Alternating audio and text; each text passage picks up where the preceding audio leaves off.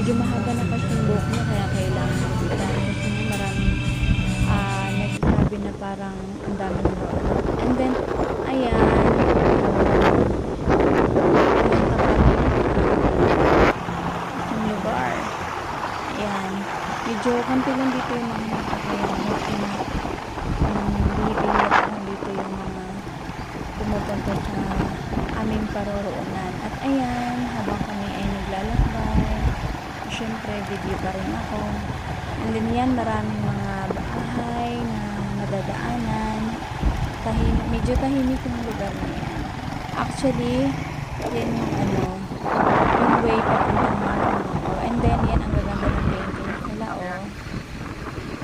Magagaling talaga yung mga Pinoy. At yan na, malapit na namin abutin yung sabi niya kasi yung dulo daw nito ay dagat. Kaya tinay namin puntahan. At ayan na nga, marami pumapasyal dyan. Marami na nakapahangin. Kasi nga, konti lang yung mga sasakay na pumupunta dyan. Ayan o, tingnan nyo. Yan. Diba? Chill lang yung mga tao dyan. Actually, tahimik talaga dyan, guys. Likod yan siya ng airport. Ayan, kung makakita ninyo. Yan. Likod siya ng airport. Makikita dyan yung mga aeroplanong dumadaan. And then, dito na kami. Narating na namin yung dagat. Ayan, diba? Ito yung endpoint ng Bangkaw-Bangkaw.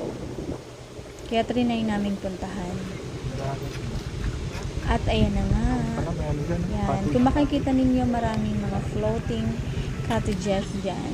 Kung gusto ninyo mag-beach, ayan o, may mga floating cottages. Ayan. Ayan po. Kapag nalulungkot ka, pwede ka dyang tumambay. Yan, mahangin dyan, guys. Mahangin.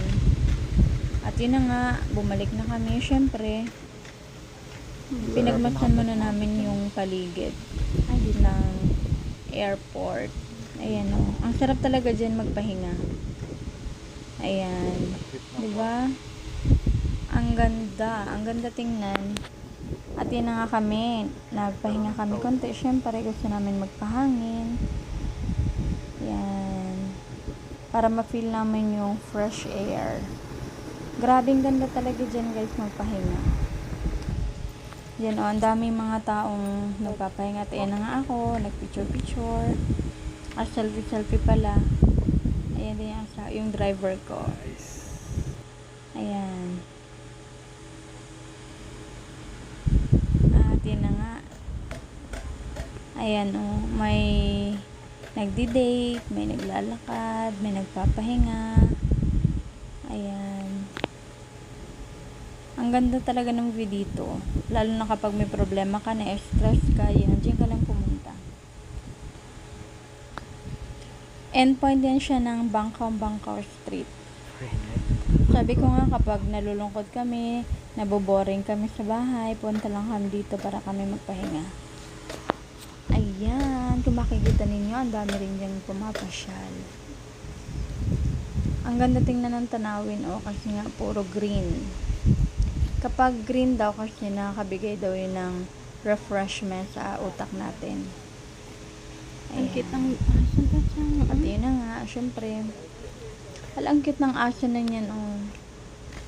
Bet na bet ko talaga yung kulay niya, pero yung asawa ko ayun. Hindi niya raw bet yung color. At yun na nga, aalis na kami.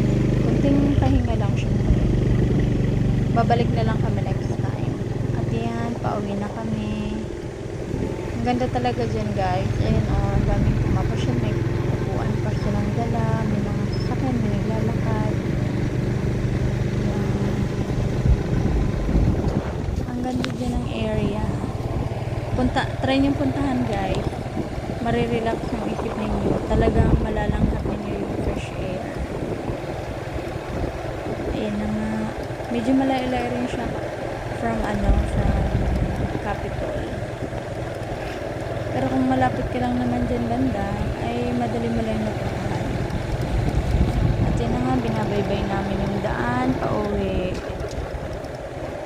Ayan, diba? Kaya maganda doon pumunta kasi nga, bihira mo lang marinig yung mga vehicles, mga sasakyan. At yun na, medyo nagutom kami, kaya ayan, bumili kami ng aming merienda. Ayan, sa bangkang-bangkaw rin, Sabi ko guys. kasi kulang piso. Dos pa lang ang kulang. Yan, favorite ko talaga yung mga ganyang pagkain, mga kakanin. At yun na nga, tapos na kami magbili, then uwi na kami. Ayan, kung may makikita ninyo, marami siyang mga kainan. Samgyup, mga ganyan, mga restaurant. Ayan. One time na, itry namin yung samgyup. Yan, marami dyan mga kainan pwedeng puntahan. Actually, marami dyan mga foreigner. Kasi nga dati, yung old airport dyan dumadaan. At yan yung mini luneta ng Capitol. Diba? Ang ganda. At yun na nga, malapit na kami sa aming bahay. Nakarelax rin kami ng konti kahit pa paano. Boring kasi pag sa bahay ka lang. At yun na nga, malapit na kami. Ayun, narating na rin namin yung aming tahanan. At yun yung aming mga alaga. Talagang alam nila na parating na yung kanilang amo. Kaya grabing ingay nila dyan, guys. At yun na nga, yung daddy nila. Oh, akala mo isang taong hindi nagkita. Grabe talagang mga alaga namin yan, guys. Ayun na. Yan. Kahit ako, akala mo naman hindi nakikita araw-araw. Ganyan sila, guys, pag namimiss kami at umalis kami ng bahay. Yan. At yun na nga, yung binili namin, kinain na namin kasi nga gutom kami. At nakikrave kami sa kakanin. Ayun. Ang sarap niyan, guys. Favorite ko talaga yan. Kung mas pipiliin ko, kakanin compare sa tinapay. At yan. Mas marami yung asukal, dads. Compare dito. Yan. Saan? Yan? Ito. Hindi, pareho lang. Yan, diba? Kagatan mo yan. Kaya, itry nyo rin minsan na magpasyal, mag-chill.